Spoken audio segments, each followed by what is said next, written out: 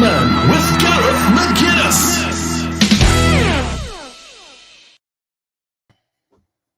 Your Premier League weekend starts here, and we're going international tonight. We've got Stefan from Sofia. He's an Arsenal fan from Bulgaria. And how we met's actually quite funny. He just absolutely berates me on Twitter. So it's good to have him on tonight. We're going to have a good debate about Arsenal. Might talk a wee bit about Spurs too, because I know Stefan's got a lot to say about them. But we're going to focus on the big game of the weekend, Newcastle versus Liverpool. We're going to look at who maybe the stronger team is, who's the more attractive opposition for players, and if even Newcastle can be more successful in Liverpool over the next few years. We'll also be talking about Stefan's team, Arsenal. He seems to think they have a big chance of winning the league this year. We're going to compare that to Man City to see if they're any closer. And we're also going to talk transfer news, because just in the last couple of hours, there's been some big breaking news about Mo Salah. We're going to talk about the contract offer on the table, and we're also going to look at the rest of the weekend's games, and we're going to test Stefan's knowledge of predictions. So, Stefan, brilliant to have you on here. Suppose before we start off, we'll give you a chance to explain, how do you support Arsenal when you live in Bulgaria? So if you want to explain that. Yeah, so with me, it was I'm originally from there, but I've lived most of my life outside of Bulgaria, specifically the Middle East. And there I went to a British school. So basically I had no choice. You were either Man United, Chelsea, Arsenal back then, because those were kind of like the three biggest clubs. But for me, it's a little bit more personal. My older brother was a huge Arsenal fan, so I pretty much had no choice. So yeah, I became through him an Arsenal fan mainly, but also when I was younger, I remember my first kind of memories of Arsenal, of course, back then were the Invincibles, Henry. So it was pretty much the perfect time to actually be an Arsenal fan. So yeah, for me, it started early, and then of course when I was in school, it was always there were Chelsea fans, but it was mainly Arsenal, Man United. So it was always about that. It was always about that rivalry. Yeah. What was it like when Berbatov, who's probably the most famous Bulgarian footballer, was never Tottenham? What was that like? Sort of, did that increase more Spurs fans in Bulgaria? And then only with the Man United, but it was quite a popular football around the world. And obviously coming from Bulgaria, that would have been big news.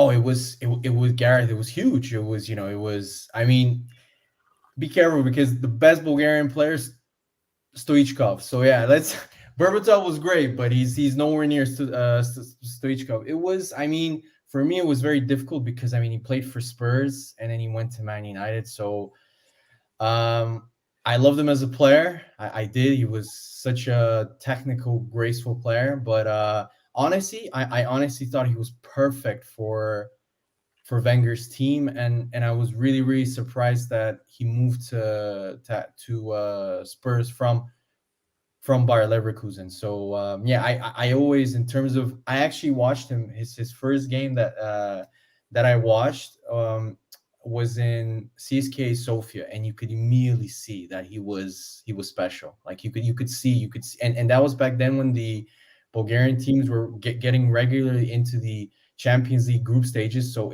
they were quite good, the actual level. So you could just see his talent, and for me it was a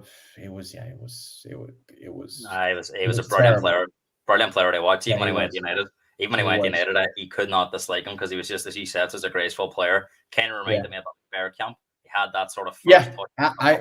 He could have. The thing with him in Bulgaria was, and this was even when he was younger, was that he was never the most hardworking, and this was even when he was in CSKA Sofia. A lot of the actual coaches called him out. Even when he moved to Leverkusen, a lot of them said that that he needs to change his work ethic. He even smoked back then. There were like articles here about it. So I honestly think that his talent, he could have become. He moved to Man United. He was a great player, but I honestly thought that he could have been more. I really did, because he was so talented. Mm. No, I agree. I think he probably could have reached an even higher ceiling. Stefan, it's been a belting start to the Premier League. Some big games, and they keep coming. It's a bank holiday weekend here in the UK, and it's a great. That's like Sunday's always a great day for football, especially when there's a bank holiday. And the big game of the weekend's Newcastle against Liverpool, and Big game. it's kind of like a traditional fixture. If you think back, the most obvious famous one was the Stan Collymore lit winner, the 4-3. They've had some belting games over the years, but with Newcastle, the Saudi takeover, and all finishing them with Liverpool last year, it's almost like one of the big games again. So we're going to speak about this. Yeah, for sure. But before we get into it, like, what's your thoughts around this game? Do you think it's going to be a great watch? I think it's gonna be. I actually don't think it's gonna be as close as people expect. I've been surprising to a lot of pundits and people have been extremely negative this season on Liverpool. I think all of their weaknesses last season were not addressed in their. A lot of people were highlighting what a good transfer window they've had. I really don't agree. In terms of they have lost two key players and only that two midfielders where you could easily see last season that their midfield needed more legs. It needed more. It needed more energy, but it also needed more power. And although they have addressed that to some degree with Szoboszlai, he's not a defensive player. And you could see that against Chelsea. They were so open. Even against Bournemouth in like the first 30 minutes, Bournemouth were breaking nonstop. And there was I love McAllister. I think he's a great player, but he's not a true six. I don't think he's physical enough or he's athletic enough. So I think at home to Newcastle lost only 2 home games last year. Only 2, and their home form is, they can really turn it on. And Liverpool, I mean, when Trent Alexander-Arnold gets exposed, I really worry for them. I really do in terms of and Liverpool's away record. I read it just like 15 minutes ago. Last season they lost 8 away. They lost more games away than they won. So it's for me it's one of them ones. Funny enough, Newcastle, as you said, was a really tough place to go last year. But Liverpool actually won at Newcastle. But as you said, their away form, no, but as you said, their away form was quite poor. Owen's agreeing with me. He's saying that Liverpool have lost 8 players and only signed 3. And Martin says double over Newcastle last season, but I am very worried. That game was a funny game last year because Newcastle went down to 10 men and they still had a lot of chances. So there were elements of that game where they could have broke through. You sort of touched on the Liverpool weaknesses, Stefan. Who do you believe at the minute's got the strongest 11 if everyone's fit? For me, easily. I don't really rate Liverpool. Easily Newcastle for me, especially with the midfield that they currently have. I think they have so much more physicality and power than Liverpool. The other thing I saw is all of the problems that they had last year, where without the ball they're extremely exposed on the right hand side because Trent is just not a defender. Are still there, Gareth, and Fabinho. I know he had a poor season last year, but I just did some stats on Fabinho. So since 2018, 2019, the win ratio when Fabinho plays, they've won 77% of their games. When Fabinho doesn't play, they've won 61. Yeah. So that's a huge, for me, apart from Van Dijk, I think Fabinho was a key player in that system because he's covered so many. He covered Trent. He covered a lot of players. And Stefan, it's an interesting topic because you said about Szoboszlai and McAllister coming in. Yeah. Do you think them two coming in would have improved Fabinho? Because last season he had Henderson on beside him and James Milner at times. He would have had more legs around him in midfield that he wouldn't have been as exposed. And if you look at it, they've brought in the fella from Stuttgart. I don't know if you know much about him, Endo. But on paper, you would imagine Fabinho is probably the stronger of the two. So do you think that they were a wee bit quick to get rid of Fabinho? Look, do I think they should have gone? No, but money talks. So I was super surprised that they let him go for only 40 million, to be honest. I mean, he's 28. He's at the peak of his career. I know he had one poor season, but I just think that was a huge mistake. And the other problem is, Gareth, is if you Fabinho at his best was easily one of the best number sixes, not only in the Premier League, I think in the world. I agree. And to replace him with Endo, I read up on his stats. He's super fit. He makes a lot. He makes one of the most interceptions per game. He has great stats, but on the ball, he's nowhere near from what I saw compared to Fabinho. He's nowhere near as good. It's a bit of a panic buy, let's be honest, because they lost out on Caicedo and Lavia. Yeah. And I just really worry they're going to get really exposed. I really, like, for example, Chelsea exposed them. And I think they're also a really poor team.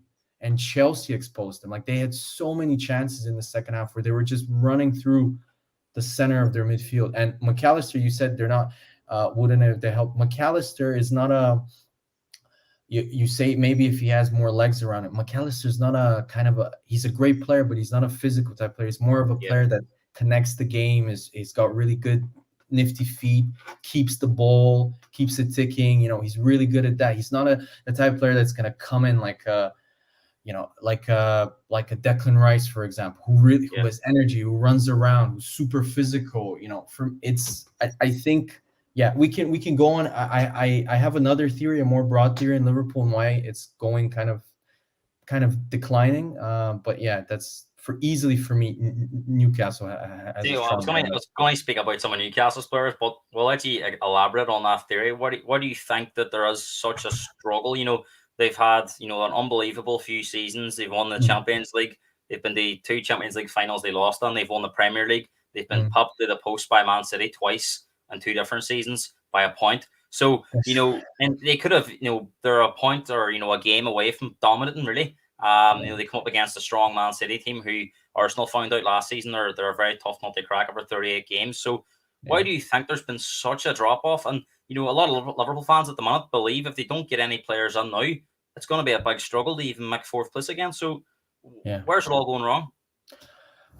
I have a quite a controversial prediction. I think Jurgen Klopp is going to be sacked at the end of the season, and I'm going to tell you why I think it's all gone wrong. It reminds me a lot of the declining years of Wenger. So what actually happened at Arsenal was Arsenal had a really good structure, kind of a transfer committee. They had our chief scout, Steve Rowley, and they had the CEO, David Dean. It was a great combination.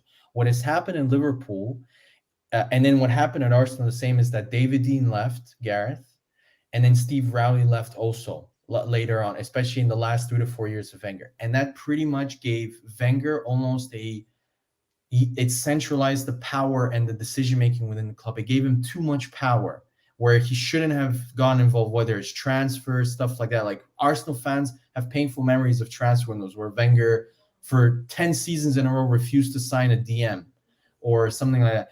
And I think the same has happened. Michael Edwards, the guy who everybody credits for he paid quite a bit of money, but they developed into amazing Salah, Sadio Mane, Wijnaldum. I think is a super underrated signing and miss that a lot of Liverpool fans didn't really appreciate when he left. Like, I think he left a huge hole, especially in the midfield. And he discovered these players. He's gone. I think his second in command, the chief scout who was under him and then who took his position, I forgot I think his name was Stephen Ward, I think. He left also. And so this centralized the power and the decision-making in Jurgen Klopp. And ever since that has happened, they have gone downhill. What did Wenger do? It's like carbon copy. It's surreal to me. It's like deja vu. They need a DM. They need a more physical midfielder. It was obvious last year. A guy who can earn. What does Klopp do? He signs a technical attacking midfielder in Szoboszlai. He didn't need Szoboszlai. I like him. I really like, but he didn't need him. If you look at it, he needed a more physical defensive midfielder. And then Wenger would do the same. Wenger would sign another winger, or we would have like 6 amazing wingers. And it's happening where Klopp is. If I was Liverpool fans, I would be extremely concerned. In their pick for their sporting director, they picked this random guy from Wolfsburg who had pretty good success. No, I think it was Wolfsburg. He had pretty good success there, but he nowhere near the credentials or the CV to be the sporting director of Liverpool. And why did he become sporting director? Because Klopp recommended him. It was the same Wenger. Wenger would recommend physios. That's why our medical department went to complete. We had the most injured players for a few years. Wenger would recommend coaches. Wenger would recommend and this is exactly what's happening at Liverpool, where Klopp has too much power. It's overwhelming him, and they're making wrong decisions. I think you've made a lot of good points. Callum was on here on Tuesday night. Callum says he thinks you're spot on. I think Klopp's skills lie in coaching teams, and you get him the players that he wants, and he'll do the rest. But like you look at it, a lot of Liverpool fans before the summer were blaming FSG, the ownership. But this summer, it's transpired. They put up the money for Castillo. They eventually put the money up for Lavia. It boils down to Klopp and the recruitment team around him, why they haven't got these players on. So but yeah, sorry to interrupt you, Gary, but that again reminds me of Arsenal. I remember Arsenal were about to sell Sanchez to Man City 5 or 6 years ago on the deadline day. What do? We panicked, just like Klopp did, and we bid 90 million for Thomas Lemar. I remember that. And Monaco Monaco told us, no, we're not going to sell him even for that crazy bid, because of the fact that we don't have time to sign a replacement. What does Liverpool do? They sniff a little bit of a chance to sign Caicedo. Klopp probably agreed in the last minute. They said, but Caicedo was completely won over by Chelsea. Lavia saw this. Lavia wanted to go to Liverpool. And in the end, Lavia thought, okay, you guys didn't want to pay 60 million for me now, but you have 110 million for Caicedo. That means you're not really that keen to sign me. And it was just, and that's what happens when you centralize power into one person. There's no responsibility. There's no accountability. Most importantly, that even great managers like Ferguson, like Klopp, like Wenger, they would make mistakes, and they need checks. They need a technical director to actually tell them, I know you love Szoboszlai, but his tackling, but our main problem was tackling, interceptions, and winning headers in midfield. Does he provide any of this? Look at this, and that's what they don't have anymore, sadly. Yeah, no, it's some fantastic points, Stefan. Owen's saying here he thinks that maybe Klopp won't be sacked, but there's a good chance it may end it in the season. Like a mutual agreement.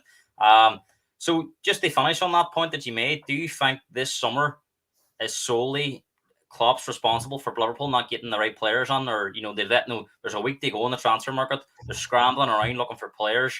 Do you put that down to Klopp and the recruitment team more than the ownership? Look, as an Arsenal fan who's seen how when one coach gets too much power, the decision making gets slower, and there's no plan B, plan C. I do put it a little bit on Klopp, because if Klopp did have a little bit of vision for the club, he would say, no, I need a sporting director, I need a lead scout again, I need everything, I need the whole structure back that made us so successful. But of course, the guy gets, instead of having to deal with two people where they need to agree for example, I don't know if a lot of people know this. If you've read Mohamed Salah, Klopp didn't want him. And a lot of people don't know this.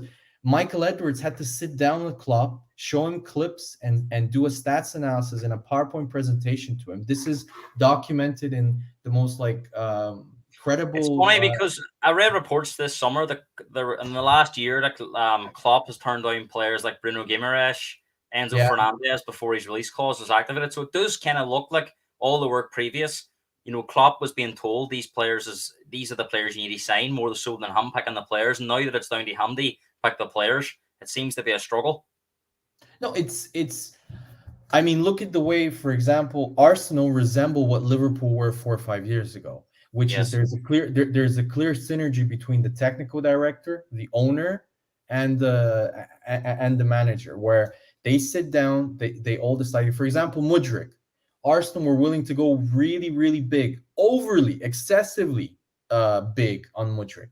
But Arteta and Edu sat down and said, no, you know what? In the summer, we're going to be much more attractive because we're on the up. Everybody loves the Arsenal project currently. And we'll be able to use that money to sign someone that's more of a sure thing, like a Declan Rice, like somebody that's more recognized. and they both decided that no. But Klopp, for example, they panicked. The Caicedo bid, I thought that was just that is a clear example of mismanagement, Gary. And it reminds me so much of the latter years of Wenger, the last few years, where we wouldn't sign anybody until the last week of the window. Then Mertesacker would get a 3-month injury, and we panicked and we paid 35 million for Shkodran Mustafi. Yeah. Example. No, I think you can draw comparisons between, as you said, the end of Wenger, and I do think you're right in saying that Arsenal remind me of where Liverpool were 3 or 4 years ago. And I do think, Arsenal's on for some good times. Look, we kind of got off track here, but we'll sort of come back. We talk about Newcastle. No, you're okay. You made some great points. No, I think Newcastle have some good players, but do you know what impresses me about Newcastle, Stefan, is the structure of the team. There's like you talk about an identity. I think there's a clear identity in how Eddie Howe looks at players and how he fits them under his system. And there's a real good balance about that Newcastle team at the moment. I just don't look at them as good players. I think they're a unit. I don't see that unit at Liverpool at the moment. Everyone's signing off the same sheet at Newcastle. So I know we've sort of put up who's a stronger 11, but not just individually, but collectively, Newcastle are better as well at the moment, aren't they? Oh, they're a really, really good team. And again, an example of well run. Who did they hire? Brighton's technical director, I think. They hired him and they put him in a position of power in terms of where there's a clear management structure. And look at some of the actual signings they made. They've been pretty much every single big money signing they have made has worked out. You look at Isaac, I think he's going to be a sensational player. I wished Arsenal were linked with him before Newcastle signed him.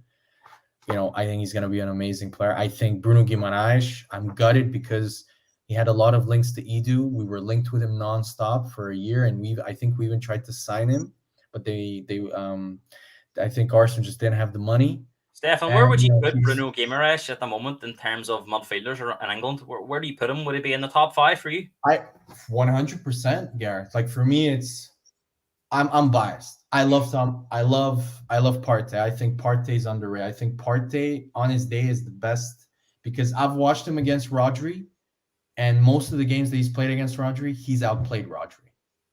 So for me, I rate Partey at his best as number 1. I think Rodri is number 2 in terms of DMs. Then you could say number 3 is between Declan Rice and Bruno Guimaraes. Maybe you could give an edge to Declan Rice because he's done it for longer in the Prem. But I love Bruno Guimaraes. He's such a good player. He's a really good player. Yeah. And then I think we could probably look at, we're not going to go on player for player, but I think Newcastle's defense is not only very good individually, but collectively they're a unit. I don't see that with Liverpool. I think if you look at Liverpool's back four, Trent, Konate, Van Dijk, Robertson, they're all good players individually. But I think at the moment they're just not. You've seen in that Chelsea game, Gary Neville and Jamie Carragher in the commentary box was saying you couldn't say one was a bad player, but they just do not seem to be working together at the moment. So what do you think the overall problem is at Liverpool? We've talked about the structure behind the closed doors, but on the pitch, why are all these good players at the moment who've been together such a long time? Why are they so bad at the back? I honestly think that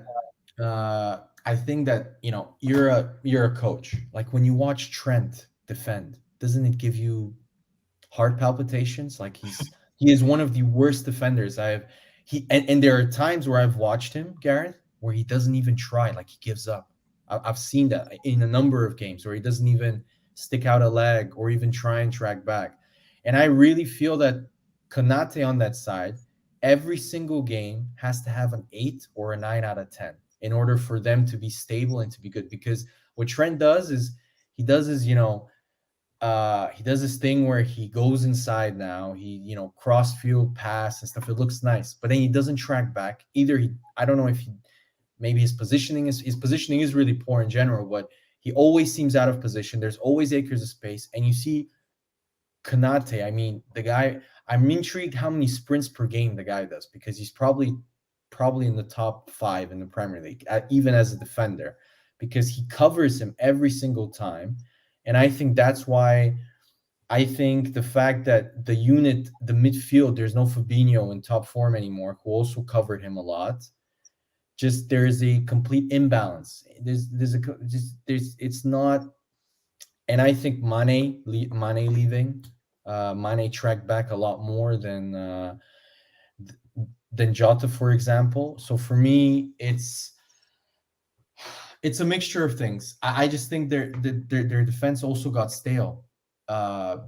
Gareth, like Andy Robertson, great left back, but he's not the same level he was 3 or 4 years ago. He's just not. Yeah. You could see he doesn't have the same burst of pace. He doesn't. I mean, Trent. You know my opinion. I you can be the best, the most creative right back in the world, Gareth. If you can't, like, every time there's a one-on-one with Trent, it's like he's gonna get, like, I remember what I mean, every single team that's played against him, pretty much, if they have a tricky winger, they're gonna ping the ball towards his side because they'll know he's gonna have space. The one that sticks out last year was they played Brighton in the league a couple of times. They played them in the FA Cup, and Trent really struggled against Matoma. I mean, that you can get, because Mitoma, a lot of players. Ben White struggled against Mitoma. Like, that was one of the few games where I saw Ben White getting absolutely cooked at, like, most of the time.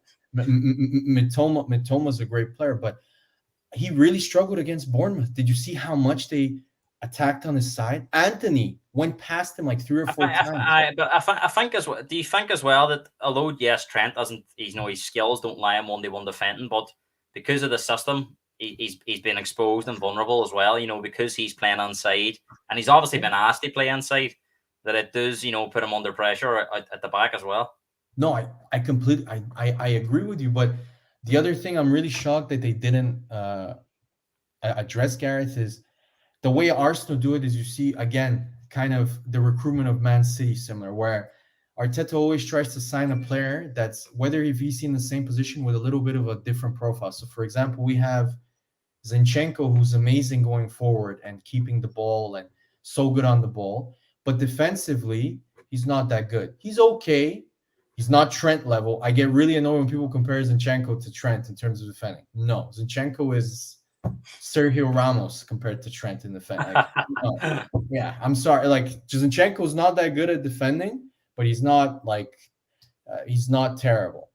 But then you have Tomiyasu, who's a super, as a pure defender, he's excellent. He reminds me a lot of Bakary Sagna, Tomiyasu, where Bakary Sagna was amazing as a defender, but if you give him a cross, I think Liverpool don't have that depth at the moment. No. I think they pretty much their back four, and they've not really got anyone else to come into that really.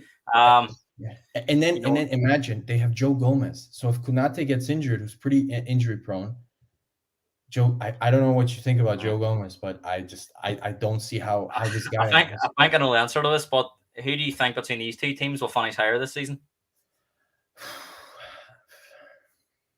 This is tricky because this is Newcastle's first Champions League season, and you were talking about depth. I think Newcastle, you can argue, has the same issues, because if Bruno Guimaraes gets injured, who do they have? Sean Longstaff?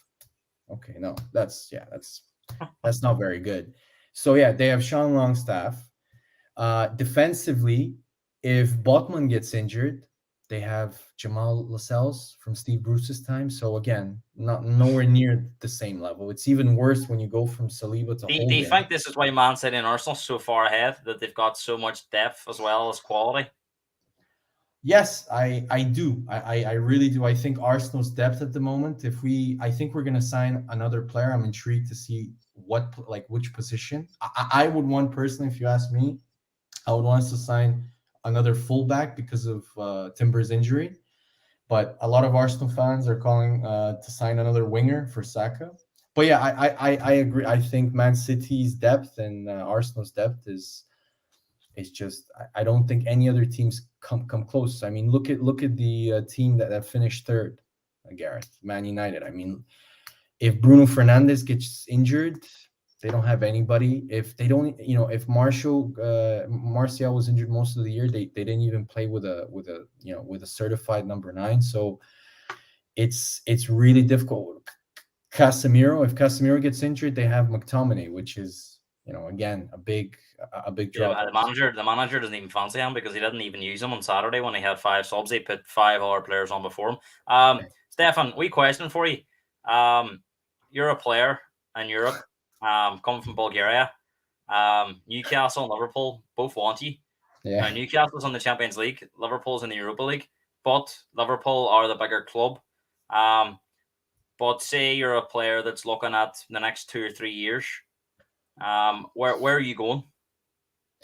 If I'm looking at it rationally and using all the analysis of Klopp, the decisions in the boardroom, 100% Newcastle for me. It's not even for me. It's just because even right now they're in the Champions League, Liverpool are not. So that's a big kind of a short term attraction to me. But the way Newcastle play, you can see they have a style. Their coach is really good. You can see for me, the biggest sign of a good coach, Gareth, you're a coach, so you would know much more than me, is a coach who can come in and coach a defensive structure. It's really easy. This is what uh I have the Spurs fan for he's a university friend from the UK, and we always say, oh, Ange has done brilliant things. I'm like, it's much easier to coach attacking football than it is to coach a defensive unit and to coach how to defend. For me, that's much harder, and every single player has to buy in.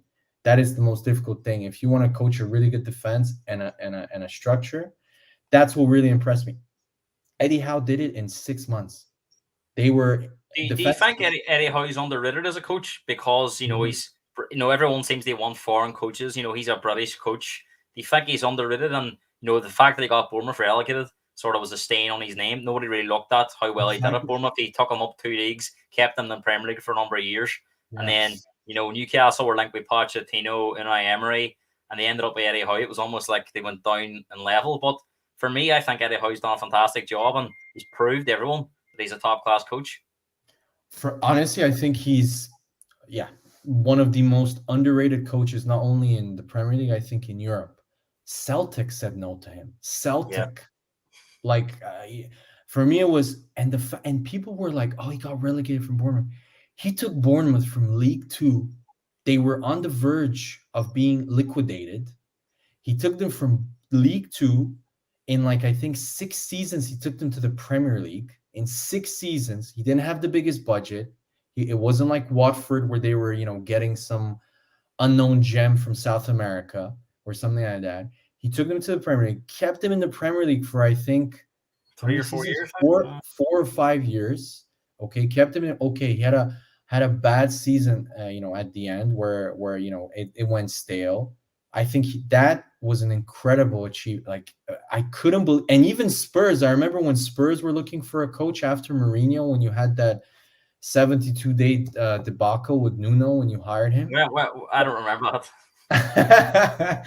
Yeah, but I remember people were saying, why don't you get Eddie Howe? And every Spurs fan that I saw just on Sky Sports, they were like, no, he's not our level. He's he's more Bournemouth, stuff like that. People were downplaying him so much. And you know what? I think he deserves all the credit. He took Newcastle from pretty much being relegation candidates, I think pretty certain to get relegated under Steve Bruce, and transformed him into a Champions League team in a year.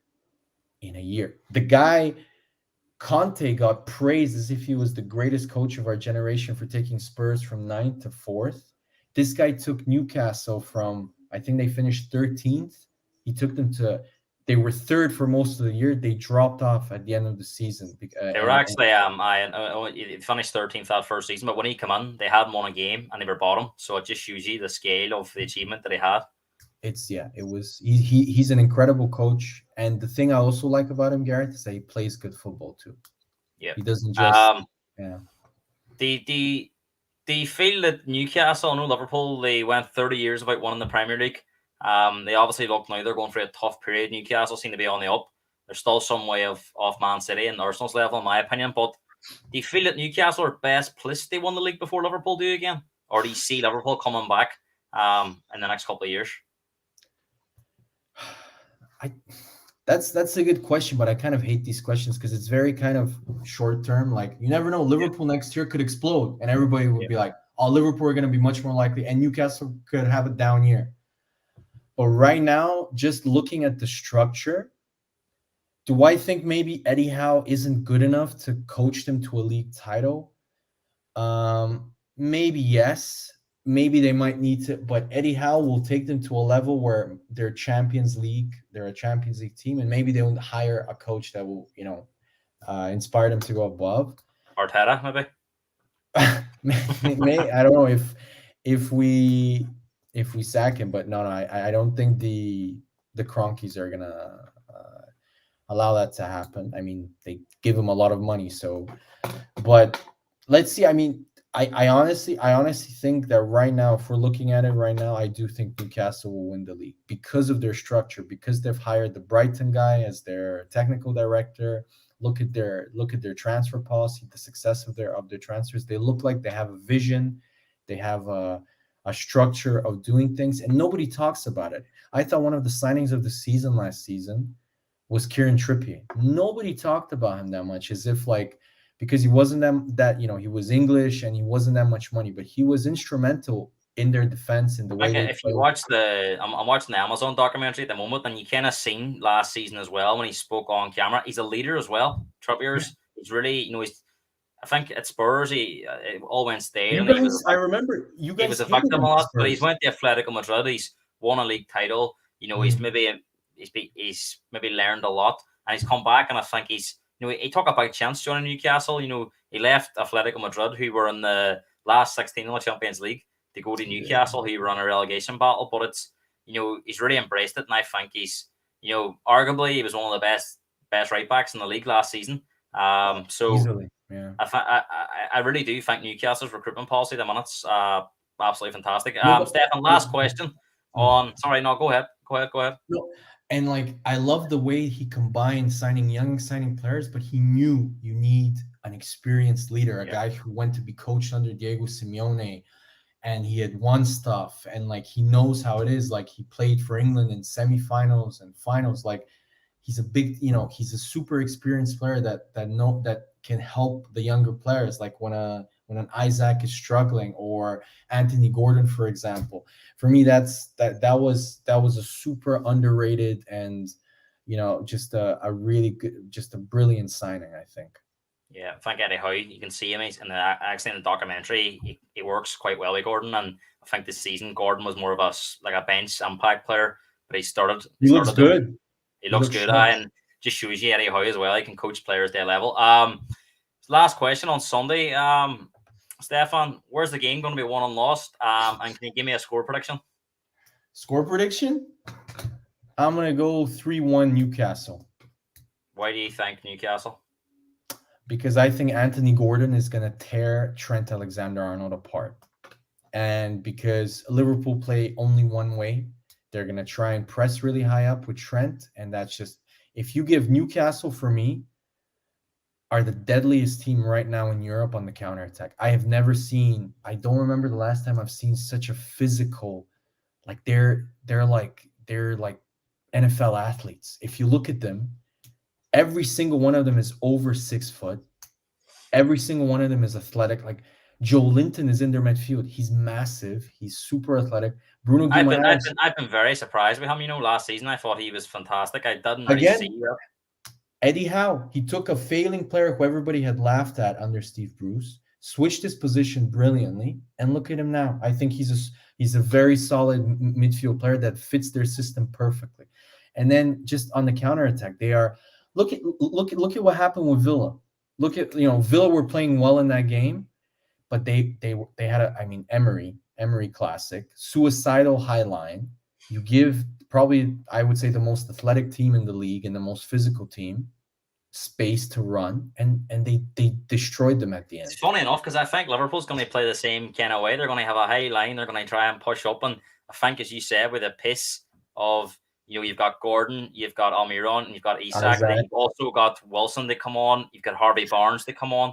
They've got quite a lot of strength and depth in that final third. The midfield of Bruno, Joelinton, and Tonali is very physical, athletic, strong, and they're solid at the back. So I agree with you. I do think Newcastle will win this game, and I actually agree as well. I think it's going to be a 3-1 scoreline. Stefan, let's move on and talk about the top two in the Premier League from last season, and very much predicted to be the top two this season. I spoke to you the other day, and I asked you who you think will win the league. You says you think Arsenal will win the league. Yeah. Some people are questioning if Arsenal are any closer. Despite signing the players that they have, are all good players, but are Man City, they've brought in players. They've signed Doku today, Yeah. and they've brought in Garvidal, and they're also a very, very strong team, experienced. When the going gets tough, they can grind out victories. Arsenal still have that to prove. You would think last season they would have learned from the back end of the season. And as you said, I do think they do have a stronger squad now. But despite these signings, despite being stronger, do you think that they're any closer to Man City? Gareth, I'm gonna answer you with a question. All the departures of Man City, the players that they replaced him with, is Kovacic better than Gundogan? I don't believe so. No. Exactly. Is Doku better than Mahrez?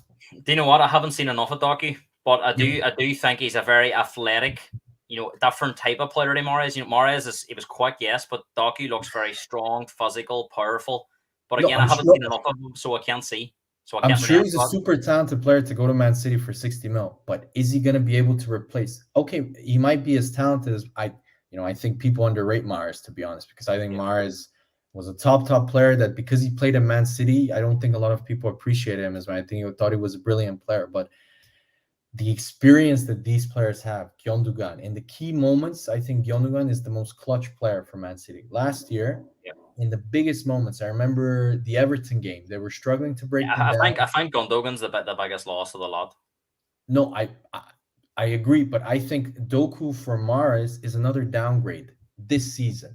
Maybe in 2 years or in another year, Doku will be better. But I just don't think they replaced them all. Arsenal have signed Declan Rice in their midfield. We've gotten even what people say about Kai Havertz. We've got him bigger. We've got the biggest difference last season. If you watch the Arsenal versus Man City games, was that they were just bigger than us. They were much more physical.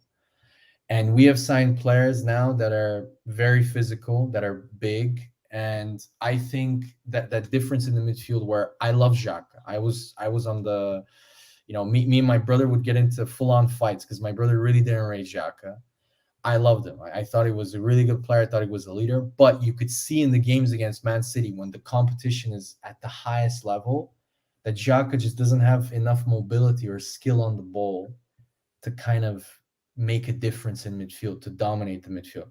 With Kai Havertz, for me, if you watch his play from Bayer Leverkusen and the way he plays, he's big, he's much more athletic than Xhaka. He's one of the quickest players in terms of speed in Europe. So for me, I'm very hopeful that it's an experiment, it's a gamble from Arteta. But I think the way Kai Havertz plays in midfield, and the 2 games, I'm extremely, extremely optimistic about Kai Havertz. I'm gutted about Timber the most, because Timber looked the best out of all our signings. He did look good, especially in that Community Shield game. And I thought he started the game against Forest well. Question for you, Stefan, from a viewer says, does Stefan think Arsenal will be a soft touch when it comes to running again? I think they will. I think that's something that's been labelled at Arsenal in recent seasons. I think towards the end of Wenger, you always thought when the going got tough, February, March, even when Arsenal were in the title race, all right, maybe this title race didn't come down to the crunch to the end, but you almost thought that if Arsenal were top at Christmas, or it would fall apart second half of the season. Last season, up until the run-on, the last 8-9 games, it didn't look like Arsenal were going to choke. But they had that sort of iffy period around the Southampton, Liverpool, and West Ham games. So do you think this season them players will do the same again, or do you think they would have learned from last year? And as you said, the added physicality of players like Rice, will he be the difference? I mean, in my opinion, if you looked at the games, it was a bit of a oxymoron for a big view for a view, because where we choked was at home. It wasn't away from home. Our away form was, I think we had the best away form in the league last year. I need to recheck that. We had the most clean sheets away from home, and I'm pretty sure we had the best away record. Where we faltered was the Southampton game, where we conceded stupid goals. Was the Brighton game at home, where again we were on top of them for the first half, and then we conceded a really stupid goal. If we can get that out of our game, and that's obviously related to how young our team is. There was a little bit of an inexperience at the end where we didn't know how to handle that actual pressure, to embrace it. We didn't have the maybe the leadership within the actual dressing room, the experience to say, okay, guys, the way Man City rally and stuff. So for me, I think that experience last season should motivate them for this season even more. And it would, and also that experience is experience. So now if they ever get in a situation like this, they'll know how to actually handle it better. That's my hope. Do Do I you think think that Rice? Declan? Do you think Rice could be the big Oh, difference in that midfield? Because I mean, he was he's very, very good against Crystal Palace he's such a on Monday night. he's a brilliant. I he's such a good like against Palace. He was brilliant. Like he won every duel. And Palace are not a they're quite a physical team. They're a young team with like bags of energy, especially in midfield. I mean, one of their two of their midfield players are linked with 80 million, 70 million moves in Eze and in Doucouré to Liverpool, Eze to Man City and Spurs. So it wasn't, and playing at Selhurst Park at night on Monday night, that's a super difficult game. And Rice I is read he's broke the Monday night curse under Arteta. I think that was yeah, yeah, fourth yeah. game. Honestly, yeah. Yes. So I think I that's a don't think positive as well. All them kind of things they do matter, So because he's had a lost that the next Monday night football that came about, you would have had that in the back of your head. So no, he was Gareth. If you watched him, the reason why I'm impressed with Havertz and Declan Rice is because Havertz, for example, hasn't been sensational on the ball. He needs to do more and he needs to contribute. But the difference is, if you watched him play, Havertz off the ball is sensational. Like if you watch him compared to Xhaka. Now, if you notice our midfield line, before away from home with Xhaka, loved him, but because he doesn't have the mobility or the legs, he would drop back. So the away team would then come onto us far more. Now we press much higher because of Kai Havertz. He's able to actually, he won the most duels in the game. He covered the most distance. So he does the dirty work. The other stuff, the goals and the assists, I think, will come once he regains his confidence. He plays a little bit more, kind of the system is natural to him. He'll know when to, for example, I don't know if you watched the past game, Declan yeah, Rice felt at the right moment. That was when I thought, okay, he's gonna have a good game. The big Eddie Nketiah chance where he flicked it over the goalkeeper, should have yeah, scored. That was Declan Rice for the first time wasn't rigid, like he wasn't nervous. He saw the hole, went into the space. They passed him, and then he passed into Eddie Nketiah. That is natural feeling, like that comes from playing with your teammates. That comes from playing in the system, and that's when I thought, okay, Declan Rice is slowly getting more and more into, because if you watch the Nottingham Forest game or the preseason games, you would see off the ball he's sensational. Like his positioning is always, he would track back really well and cover, but on the ball he could do more. He could pass forward more. He could transition with the ball more. So that for me is, going to your question about his Havertz. I think Havertz is definitely much more of a solution. I think he gives us options. He can play pretty much everywhere across the front line. Is he a number 9? No, he's not. I mean, See, Chelsea. see where I look at Stefan, right? You were speaking about Partey, right? Yeah, I think he's a top class player, but he's been shoehorned on the inverted right back role, just to fit Havertz on. So you've spoke about him as being one of the best midfielders, if not the best in the league. Yeah, So so as he's shoehorning Havertz into the team, a lot of Arsenal fans have sort of says, they're not a big fan of Havertz. I do think he's been scapegoated. I do think he's an easy target because he's played as a striker. Doesn't score enough goals. I don't think he is a striker, like you say. But would Partey not give you more in the middle than Havertz would? um, I don't look. I don't think he's been shoehorned, because in the Community Shield, Havertz played again, and Partey was the 6. Rice was on the bench. I just think Arteta predicted that against Nottingham Forest and against Palace, we're going to have much more of the ball. We're going to have probably over about 70% of the ball, which was like that up until the ridiculous red card. But that's another story. But I just think because he sees that, okay, we're going to have a lot of the ball, who's really good in terms of transitioning the play and, in terms of progressive passing? Partey. Ben White, sensational at right back, but Partey is better in terms of on the ball than Ben White. So he just thought Partey actually. When people say I'm not a fan, I think it's typical Galaxy brain, Pep Guardiola. Let me put the goalie at in center mid because I'm gonna overthink it. But if you look at his Atletico time, Partey actually started as a right back for Atletico Madrid. So he played for a year and a half at right back for Atletico. So this isn't a position where do I think his talents, his full potential is wasted a little bit? Yes, because I think right now he's better than Rice. I think Partey is amazing when he's on top. The first 6 months of last season, Partey was ridiculous. Like I remember the Spurs game. He took the piss out of you, like especially sorry for the line, especially away from home, especially away from home at White Hart Lane. Just he was ridiculous. Arsenal were superior to Spurs last year in both games. When Spurs were very lucky, they were only 2-goal defeats. 2-0 and 3-1. This is a big one for me, right? Can Arsenal cope with key injuries like Man City have? Now we know De Bruyne is injured. But he's been injured before at times, and if you look at last season, he wasn't a regular starter. He was drafted in, drafted out, and he was a big part of the end of the season when they needed him most. In my opinion, Man City will manage through to he is back. They've done it before. Now, Arsenal last season, Saliba got injured. There was more goals conceded. Partey, as you said, for the first 6 months, once his form tailed off, he looked a bit leggy. Arsenal were getting played through a bit more. Can Arsenal cope with key injuries? We've seen Timbers out. I thought he was going to be a big player. If anything was to happen to Partey again or Saliba was to get injured, have Arsenal got another defender as good as Saliba to come onto the team? So do you believe this season, if there's any injuries, they can still sustain their challenge?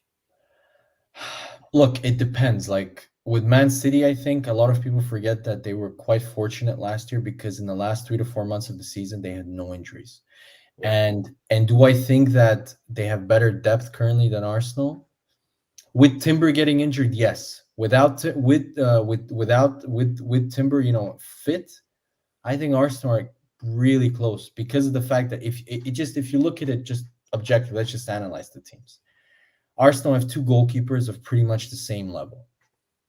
We have the best depth at goalkeeper, I think, in the league easily. I mean, that Raya signing was brilliant.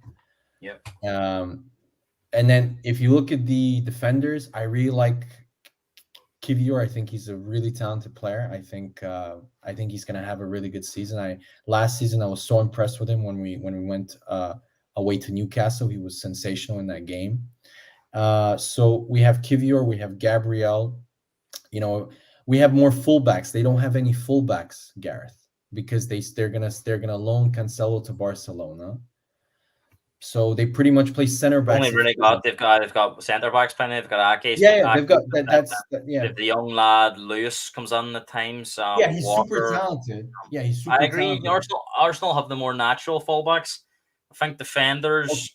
Okay. I'm unconvinced with Kivior because I haven't seen enough of him. But I think if Gabriel or Saliba gets injured, they're whoever comes in, the level drops. I'm not sure at Man City.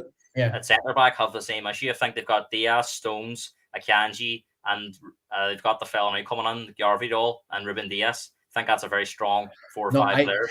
I completely agree with you, but then you look at their midfield. What happens if Rodri gets injured, Gareth? Rodri's a big one. Rodri has to stay fit. Yeah, if Rodri gets injured for a long period of time, Arsenal have Declan Rice, Partey, and Jorginho. I think we have too much depth. I would exchange Jorginho for a winger, maybe for Saka or another fullback, in my opinion. Would you bring Pepe back on? Arteta's not going to do it, but I think Pepe, he's been nowhere near worth the transfer fee. But if you look at his stats and his performances, he scored 27 goals. 27 in 100 and they did a really good talking. I have to say a lot of them were against Europa League teams, but he still put the ball in the net.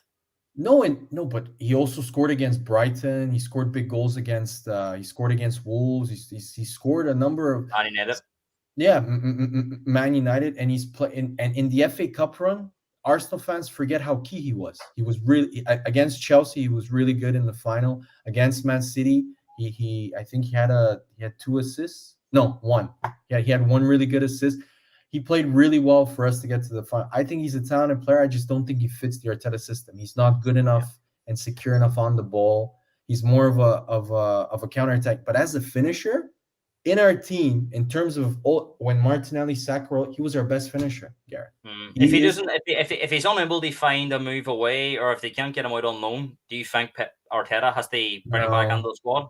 No chance. No, the guy Arteta. I don't know if you read today. Arteta has separated Kieran Tierney, Sambi Lokonga, Fowler and Balogun. What do you think the issue with Tierney is? Because Arsenal fans do love him because he's as you said a few years ago, he was running around in the snow in short sleeves. He's going to be a tackle. I don't think he's got the technical ability that Arteta wants from a player. Do you think that's the biggest issue?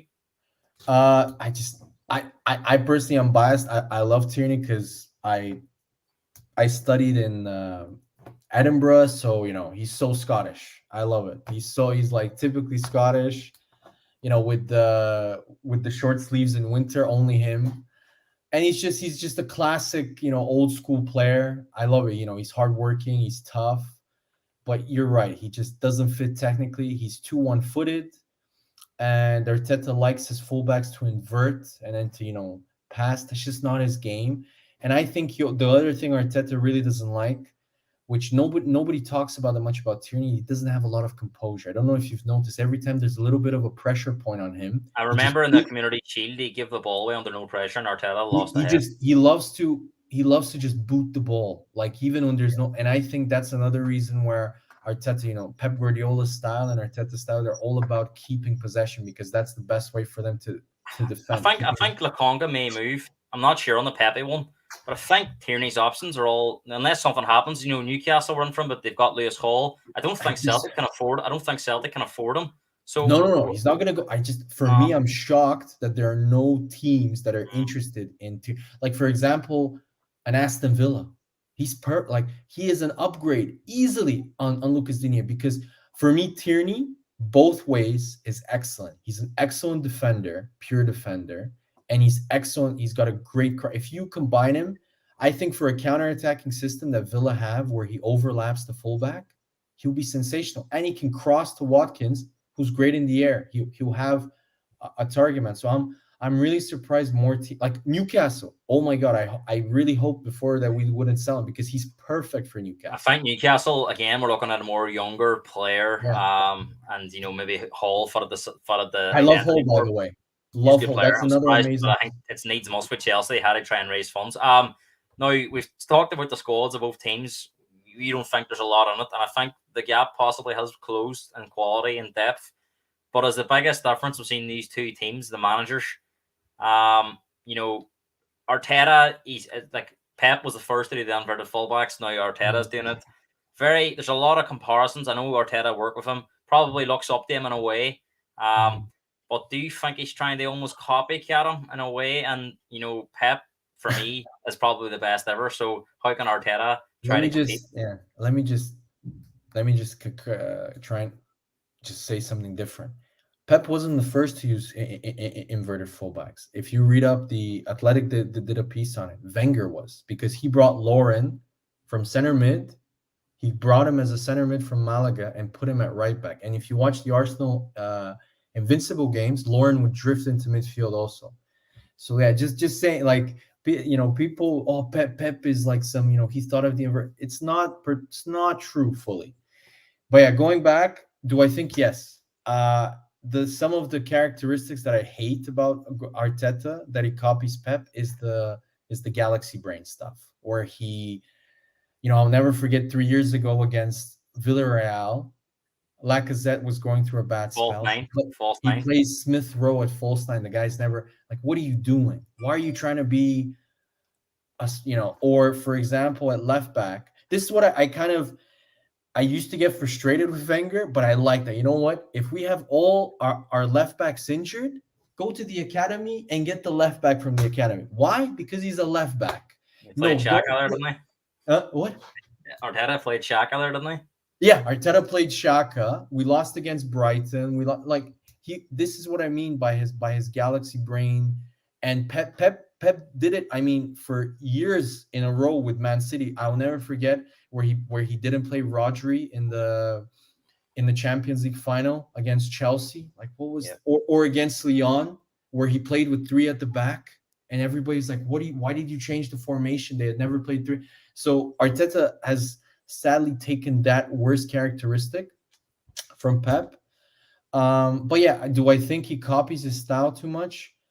Yes, but I also now think that he tries to evolve. That's the difference that I like about him between him and even Pep. Pep had to evolve because Haaland was too much of a talent for you to miss out on and not to utilize in the correct way. But with Arteta, I think he's trying. The thing with him is he does extremes, right, Gareth? Like last season, everybody criticized him for not rotating, for not changing it, for always being so rigid with the starting 11. Now Arteta, every single starting 11 is different. That he keeps shifting the defense, he shifts the midfield. Kai Havertz plays as a 9 in the Community Shield, then goes back to midfield. Then Partey plays right back against Nottingham, but Ben White played right. It's like it's constant changing, which I like because it shows that he learned his lesson from last year. But I just hope it doesn't, because sometimes overthinking things and tinkering too much can create problems. You spoke about Eddie Howe. You're thinking that maybe he could take Newcastle to maybe fourth, third place, maybe won a trophy, but not take him to the next level. Yeah. Do you think Arteta can take Arsenal to the next level? He's got them to second. He's won an FA Cup. Do you think he is the man to deliver that first Premier League title since the last one, the Invincibles? Do you think he is the man? And if they were to finish second this year again and not win another trophy, do you think he would come under pressure from the fans, or do you believe they believe that this is going to take maybe a few more years to bridge the gap to City? Oh, Gary, these are super. I mean, do I think Arteta can take us to the promised land? Yeah, I do. I really do. I think he's not only do I think with each year he's getting better. I like the fact that he learns his lessons, unlike Wenger, especially in the latter years where he never. It was obvious what Arsenal needed. I mean, you don't need to be a coach like you or a scout to see that Arsenal needed a DM at the end of his years, and he was stubborn. He never signed one. Arteta learned. He learns a lot, and I think Arteta also just gets better with each season because he's still a young coach. He's still, he still needs experience. He's still learning. So I think yes, but right now I just think it's the worst possible situation because Man City are a machine. Pep is there, and there's not a coach that can motivate a team like Pep Guardiola and maintain their level. I've never seen a coach like that. Even Sir Alex, in my opinion, didn't maintain the same level with Man United that Pep has done with Man City. So for me, it's the most difficult thing. But I really think that Arsenal can go up another level. I think players like Odegaard, like Martinelli, like Saka can go up another level and go to the levels that Man City have with Kevin De Bruyne, with the Ruben Dias, and I think it's just it's. I do think it's going to be closer this year. I really do. I think that De Bruyne injury, I know have said that they will manage without him, but I still think Arsenal have strengthened as well. I do think it'll be closer. And I was impressed with the Palace game because I don't think that's the type of game. I know he's done one at Palace last year, but the way the game played out, whether he's only 10 men, I think in previous years Arsenal would have crumbled and maybe drew the game or lost the game. I never thought at any point on Monday night he's were going to concede. And defenses are both. You can talk about attack and talent, but titles are won on defensive stability. So I do think this year Arsenal do have a genuine chance. It's just I think the one thing that might hurt you as I don't think there's a lot of strength around that as well. But I don't think there's a lot of strength in the European teams. So I can see Arsenal maybe going far in the Champions League as well. I agree. Yeah. If you ask me, I expect Arsenal this year. I want them. I really expect them to at least get really close or win the league. But I expect them minimum quarterfinals of the Champions League. For the money that we've spent, the quality of the squad we have. If you look at the other teams, Barcelona in the preseason, like that 5-3 was really flattered them. Like we could have scored 7-8 goals in that game. Like it was we absolutely just dominate, and they're the champions of Spain. So I've watched Milan and Inter. I haven't been impressed whatsoever. I mean, against you guys, Milan were And I still think as well, even though Bayern Munich have signed Kane, I still think they're short in all areas. I don't. That's the think, only team I'm worried. Really? Because Bayern Munich, they've got a really good team. I think they're short in defense. I'm not convinced. I agree. We're going to move on, Stefan. Transfer window closes in 8 days. You were saying you hope Arsenal might bring one more on. I'll give you a chance to maybe suggest a player, but going to focus on the big news that broke today. And that was that contract offer on the table from Al Hattadad. £205 million it works out over 3 years. Now, Salah's agent 2 weeks ago or 3 weeks ago says that he wasn't interested in a move. And Al Hattadad had walked away. Now they've come back in. Do you think, and now apparently the salary on the table this time is double what they offered before. So do you think, why would they come back in if Salah wasn't interested? Do you think that this offer came about and now Salah has maybe had a change of heart? And now that this team are looking at it, if we can agree a fee with Liverpool, we won't have a problem with Salah coming. So where do you see this one going? Personally, I don't think he will leave, but I kind of think, because I don't think Liverpool will sell him this late in the window, but I do think that this team wouldn't have come back in without some encouragement that Salah wanted to join. So where do you see it? I think Liverpool have leverage here, Gareth, because Liverpool, he signed a new long-term deal last season, if I'm not mistaken, last summer. So Liverpool he signed a 3-year deal. He signed a 3-year deal last summer, so he's got 2 years left. Yeah, Liverpool can say no. And if you look at stats again, last season, goals and assists, Salah contributed over 50% of their goals and assists.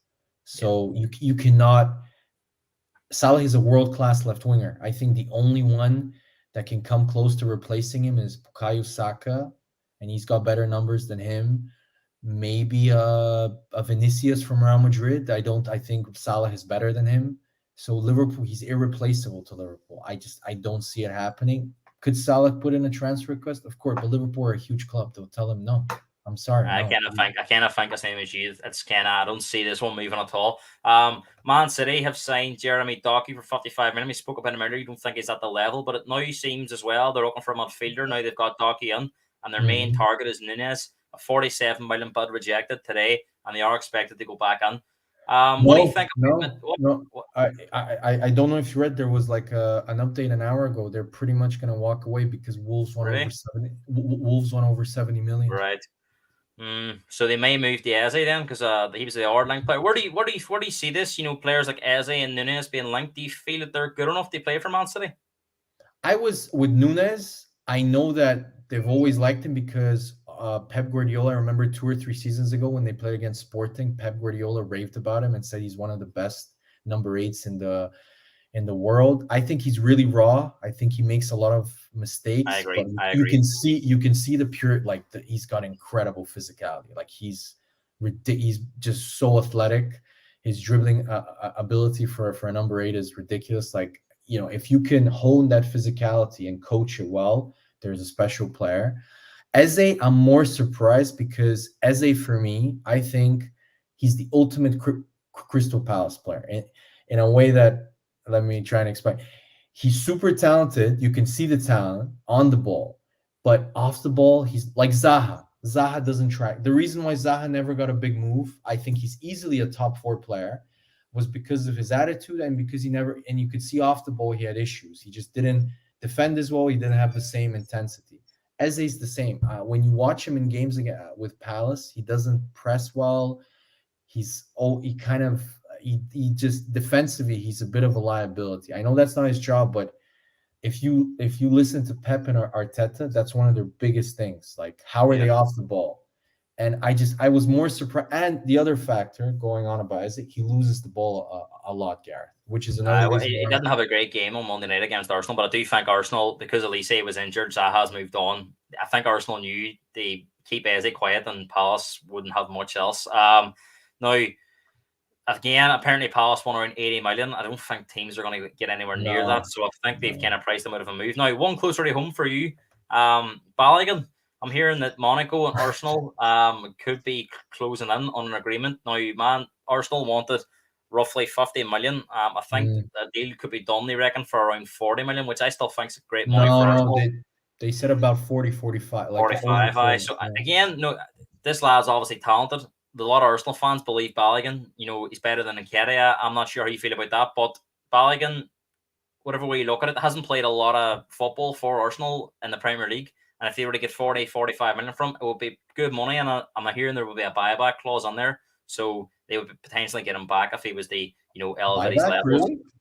Yeah. There's they're going to insert some sort of I buyback didn't read clause that on there. anywhere. Wow, okay. They're going to insert a buyback clause. So if an all English team came in from, they could match the offer and they would have first refusal. I think it's more of a safety net more than they want to get him back.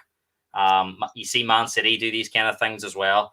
Yeah, but they never Usually happen. They never usually happen. Like if you remember, Real Madrid put a buyback clause in Reguilon's contract when he signed for Spurs. I don't think Real Madrid's going to sign him back. I think it's just more a security measure. But just talk to me about Balogun. Talk to me about Balogun. With Balogun, look, again, Arsenal fans, ridiculous, Gareth. Again, just ridiculously reactionary. He had one really good season, don't get me wrong, at Stade de Reims, but it's the French league. Guess who finished top goal scorer of the French league last year? Guess, Gareth. Don't watch French football. Well, Messi, Mbappe, Neymar wasn't one of them. No, you're wrong. But good guess, very logical. Lacazette, Gareth. Lacazette finished top goal scorer. Lacazette scored 4 Premier League goals the season before at Arsenal. So that should.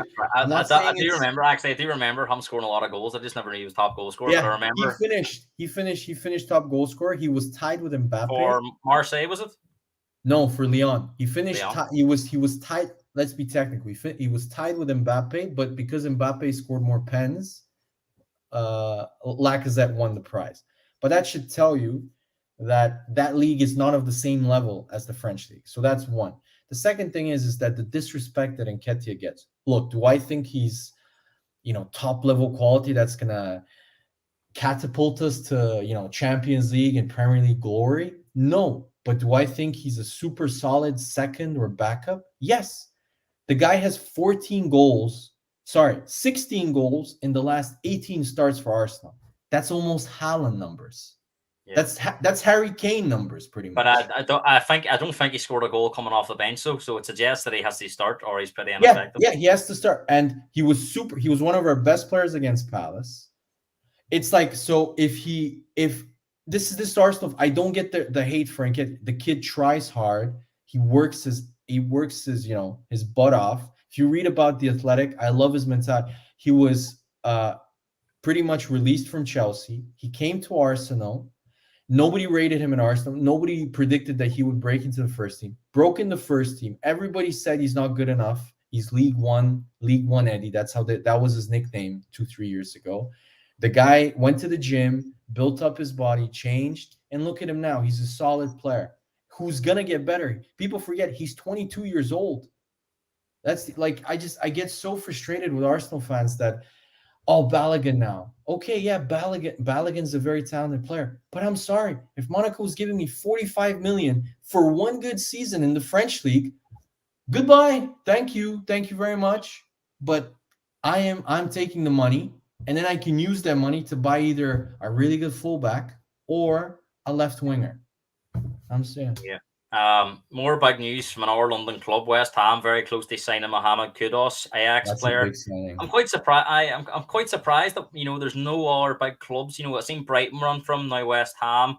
He seems to favour move to West Ham, but I'm surprised that maybe a Spurs or a Liverpool or a Chelsea, maybe because Chelsea signing players for fun, and he's available for 38 million. Why do you think maybe some of the bigger clubs haven't been done for Kudus? Because from what I read, he wants really high wages. Arsenal were really interested in him, supposedly. That was one of our kind of winger options for Saka. I watched him at the World Cup. I mean, he's the prototypical Arteta player. He's super versatile. He can play everywhere. He can play at number 8 even. He plays everywhere for Ajax, but more so the right wing. But I think the main reason why this deal was agreed, I read that with Brighton, everything was agreed, but they couldn't agree on personal terms because he wanted a release clause in his contract. And I'm pretty sure probably West Ham, because they're quite desperate at the moment, I think they probably agreed a release clause with him, and definitely are paying him more money than So Brighton. you So think Kudus is seeing West Ham as a potential stepping stone? oh, for sure. I mean, West Ham. I mean, yeah, they won the Conference League, and they've done well in Europe in the last 2-3 years. But if you see their trajectory, I just don't think David Moyes is gonna. One, they have the one of the most aging squads in the league, so I think their level is gonna drop. They lost their best player, let's be honest, and Paqueta, you know, I don't know what's going to happen to him. Is he going to be banned like Tony? So that's also another big worry. So yeah, I think he's moved to West Ham because he wants to play in the Prem. I think it's perfect. He knows he's going to get game time. That's the other thing. Like if he goes to Arsenal or Liverpool, he's not starting ahead of Saka or of Mohamed Salah. He's just not. I'm surprised because I read Spurs want a right winger. He's perfect. And that right winger here is Brennan Johnson. Now Spurs and Nottingham Forest have a significant gap in valuation. Forest value him at about 40 million. Spurs looking to pay roughly half of that. Doesn't surprise you, Stefan. Spurs come on with a low fee. See if this happens. What kind of player do you think Spurs are getting? Is he going to make that Spurs squad any stronger? You know what, Gareth? I'm going to ask you because you're the Spurs fan and the coach. Watching him, what do you think? And then I'm going to give you my honest opinion. I'm not convinced. I think he's a good player. I don't think he's going to. I don't think he's an upgrade on what we have. That's my worry. I think there's possibly better options out there. But I do think where Johnson's going to be fortunate is a lot of these teams are looking to make the homegrown quota, and he's a homegrown player. And I think who's out there. He's a hard worker. We spoke about some of the wingers that maybe don't work as much. He does work quite hard. He can play right, left, and Ange likes these type of players. Really? Left? I played left a couple of times as well last season for Forest. He's more prominently right. He is more right, but I'm not convinced that if he comes on, I'll back him. But I wouldn't be paying 40 million for him. He's in. I'm not just saying it because he's linked with Spurs. I'm shocked. I don't know who does your scouting, Gareth, but Chelsea are linked with him. I think that's what's putting me off as well. Chelsea Chelsea are not a good. If Chelsea are linked with him, that's not a good sign. You should be worried, Gareth, because he's either going to be overpriced or he's just not going to be as good as. From what I've watched, he gives me headless chicken syndrome. Yeah. I'm being honest. Like he runs around a lot. You know who he reminds me of a little bit, but with less skill. Lucas Moura, where he runs around a lot, maybe goes past the player, but his effectiveness in the final third is poor. Do you think Gibbs White would be the better? I love Gibbs White. I love Gibbs White. He's awesome. I love Gibbs White. I'm actually surprised Man City haven't, because if you look at Mateus Nunes and Eze, Gibbs White is extremely similar. I think the problem is Forest bought him for 45 million last year. So what would they want from him? I don't think he's 70, 80, like what Wolves are wanting. But so it's difficult. Stefan, we're gonna finish off the show like we do every Thursday night. We're gonna have a look at the games coming up. I'm gonna ask you for predictions on the games. We'll preview them for a couple of minutes, and then we'll give you a chance to give you a score prediction, and I'll also come on as well. We won't.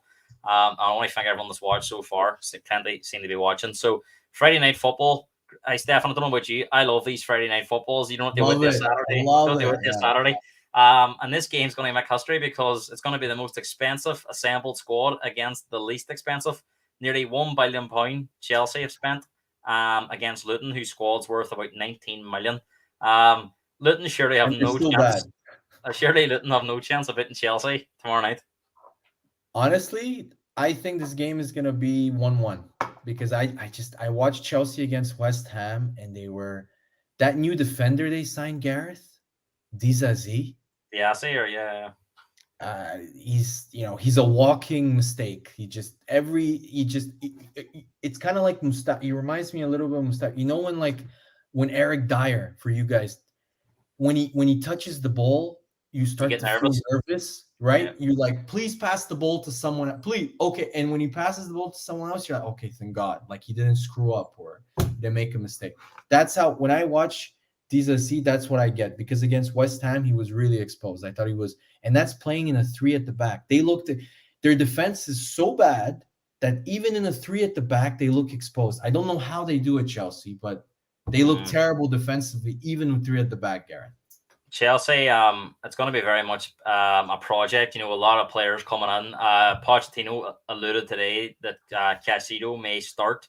After that, he had an awful debut. But you think this might be a better game for him? Stefan, quick score prediction. You think one each? I'm going to go for 1-1 because the other thing that we didn't talk about with Chelsea is their height. Their average height, they're the shortest team in the league. Luton are the biggest team with Set pieces. with Brentford. I, And what did Luton score?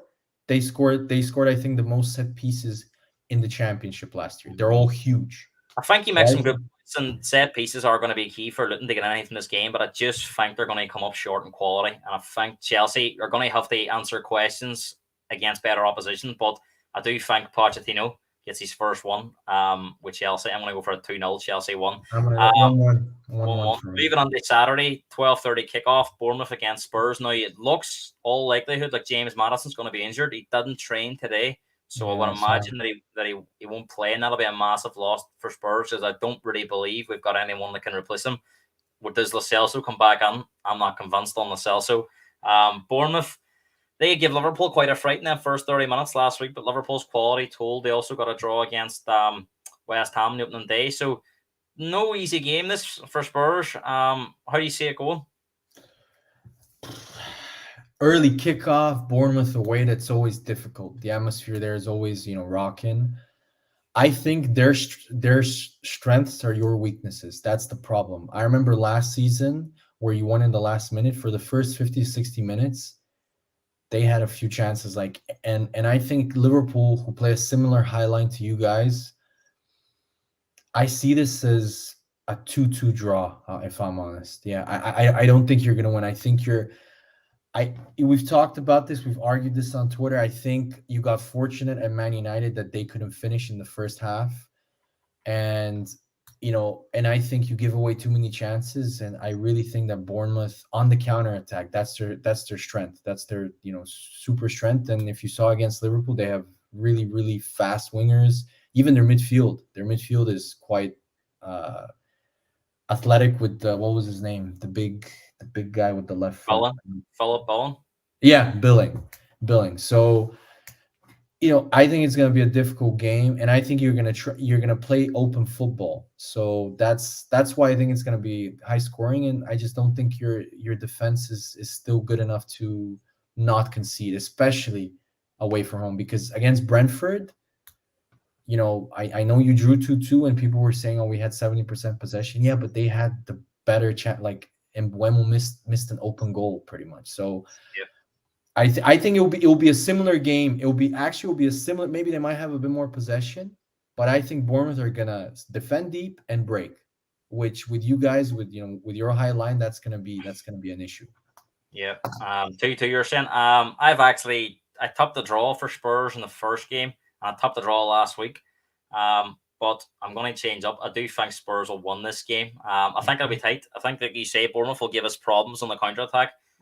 But I sense there's a feel-good factor back at Spurs, and I think that's potentially dangerous because we have a tendency they want a good game and then maybe drop points. But I think we'll win this game 2-1. I think we'll just have enough.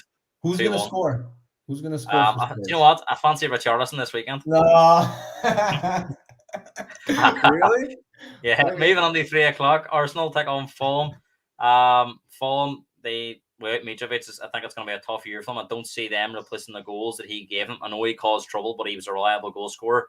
Brentford took them apart last week. And they were very fortunate. Fulham, they beat Everton the opening day. Everton had all the chances and couldn't put the ball in the net. So I have a feeling on Arsenal are a really strong team at home. I think this could be a long afternoon for Fulham. I'm going to kick this off with a resounding 3-0 Arsenal 1.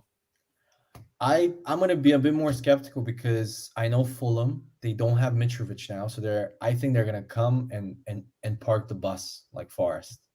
I think they're gonna park the Do, but I think bus. Arsenal have shown they're able to break them teams down now. So that's why I think Arsenal will probably score early and they'll put them to the sword. Hopefully, like I'm gonna go for a more conservative 2-0 because I just don't think they don't have any sort of. I don't think they have a threat now without Mitrovic. He was their main guy, and they lost him. So for me, I'm gonna go 2-0 Arsenal because they're gonna play super defensive. They're gonna play Yeah. super defensive. They're gonna defend deep like Nottingham. Nottingham didn't even try and play football against us. So yeah, I think Marco Silva is a very good coach. He's not the type of coach that's gonna, I'm gonna go and try and play football no matter what. No, he's gonna come in and he's gonna have some sort of plan for Arsenal, which makes me worried because teams now when they come to the Emirates, especially like mid-table to lower, they put 10 men behind the ball and it's very difficult to break down. Yeah.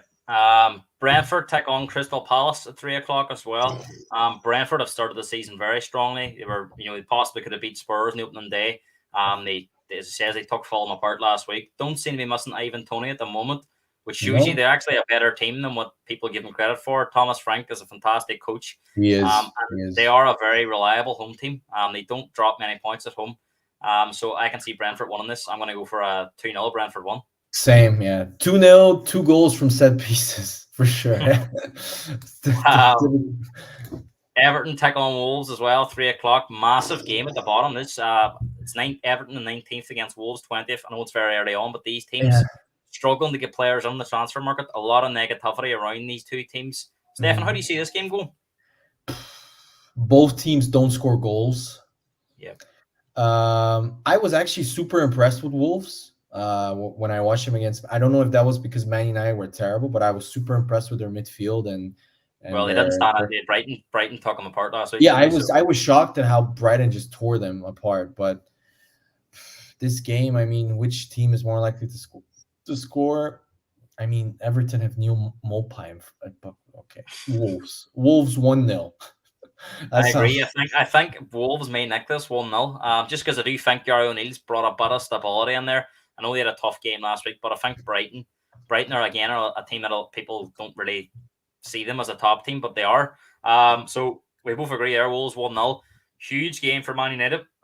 A lot of criticism has come on Ten Hag, and there doesn't seem to be an identity about United at the moment, despite having been there for over a year. Questions about possibly the trophy last year. Did they paper over the cracks? Chelsea and Liverpool, Spurs all at off seasons. Is that why United, were third place? So big questions to answer for them. Forest, they're traditionally a poor away team, only 5 points away from home last season, so they don't really go away and make much of an impact. But this has got the potential to be if you look at the fixtures this weekend and you think where there could be a big skill, this is the game you would probably highlight. But I still think United will have too much. What do you think, Stefan? Nottingham had the worst away record last year. They were terrible away from home. Even though I really rate their coach, I really like their coach. I think to manage 20 new players in a season last year and to manage to keep them up, I thought was a big achievement. I don't know if you read, Man United had a behind closed doors game yesterday with Burnley. 3-0. Yeah. So I think also out as well, they reckon, for at least 4, maybe 5, 6 weeks. So that could be watching the first 2 games. I think that's actually a plus, to be honest. So I don't think that's such a big deal right now. But I think Man United are just gonna, they're gonna sneak this. Like they're gonna score some fluky goal or on the counter, some deflection or on the counter attack or something like 1-0. I think 1-0. But I agree with you. This could be a banana skin. Nottingham Forest will defend with 10 people in their box pretty much. They will give 80% possession to Man United. And if you watch last season, this is when Man United struggle the most, when they have the ball, when they don't have space in behind. So this is a game that could end. The other thing I would be worried about is their defense has been in poor form, especially Martinez. Aouni has been one of the he's a handful. Most impressive performers the last 2 games. So I would, this game I'm gonna predict 1-0 Man United. Yeah, I fancy United just in like this as well, 2-1, but it being difficult. Moving on to 5:30. Brighton take on West Ham. This will be a good game as well, but Brighton have started the season like a house on fire. Yeah. We talked about Matoma earlier on. I think Matoma's going to be the one next summer everyone's going to Brighton for. Fabulous player, great close control, and I mean Love that him, goal man. last week against Wolves was outrageous. Yeah. West Ham, you know what West Ham's going to do? We've seen it against Chelsea. They're going to put 11 men behind the ball and rely on set pieces and counter attacks. But I think Brighton will be too strong. I'm going to go for a Mm. Brighton 2-0 win. I'm gonna completely agree with you, but the other thing that I don't know if you view, I read a really interesting stat. West Ham have the worst record in the last 4 years against Brighton. They have lost pretty much. They have lost pretty much every single game against Brighton. So this is their bogey team in a way. They always lose to Brighton, and Brighton at home. Yeah, I'm. You're nice. Well, what did you say? 2-1? 2-0. 2-0. Yeah, I'm gonna go more because Brighton are really scoring. I'm gonna go 3-0 Brighton for me. Yeah. Like they're gonna West Ham. Sunday, 2:00, Burnley take on Villa.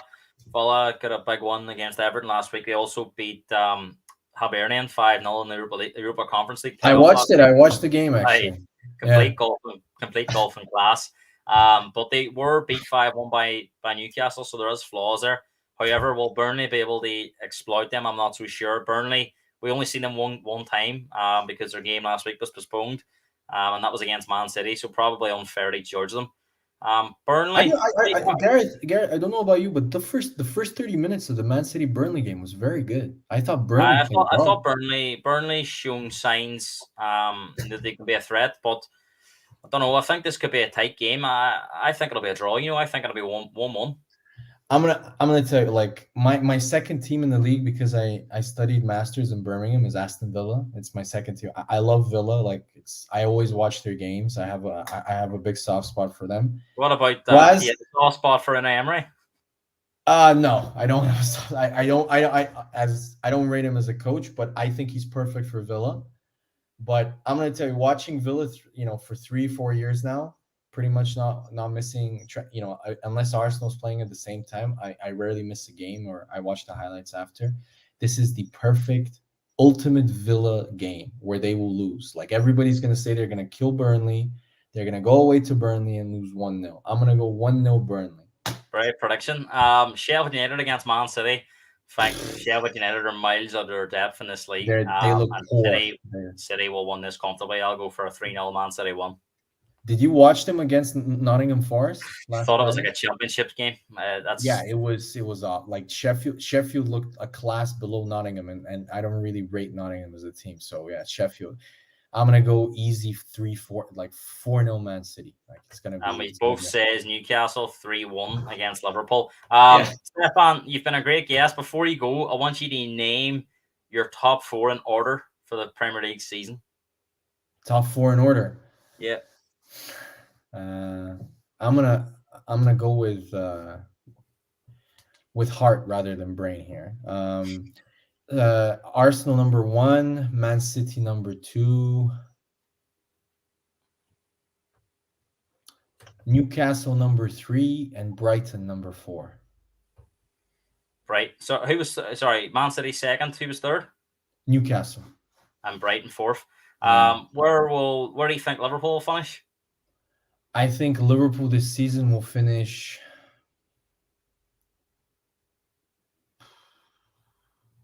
6th. Yeah, 6th. United. 7th. And Spurs. 8th. Oh, big calls. Stefan, you've been a great guest. Delighted to have you on, and we'll definitely get you back on again. Callum says it was a great show. I hope everyone else enjoyed it. And we'll be back on Tuesday with with the review show, and we'll be looking ahead to transfer deadline day. It's going to be a big week. Plenty of movement, hopefully. Stefan, thanks very much. And I'm sure I'll be chatting to you on Twitter soon enough. For sure, Gareth. Thank you. I just want to say to thank you for having me on your show, even though I'm an Arsenal fan. So yeah, just keep it going, man. It's a great show, and you know what? Respect on Twitter, man. That you actually reply to me with a normal argument or anything, and you don't get a, like, people get offended or something, like, good on you, man. That's the point. Having having some banter. Football's all about rivalry and respect, isn't it? That's it. Yeah, like, people are so sensitive nowadays with, like, YouTube and stuff. So but it's all about joking around and stuff, bantering. So it's nothing personal. It's just That's it. Stefan, thanks very much. I'll chat to you soon. Yeah, man. Thank you so much. See you, Gareth. Have a good one.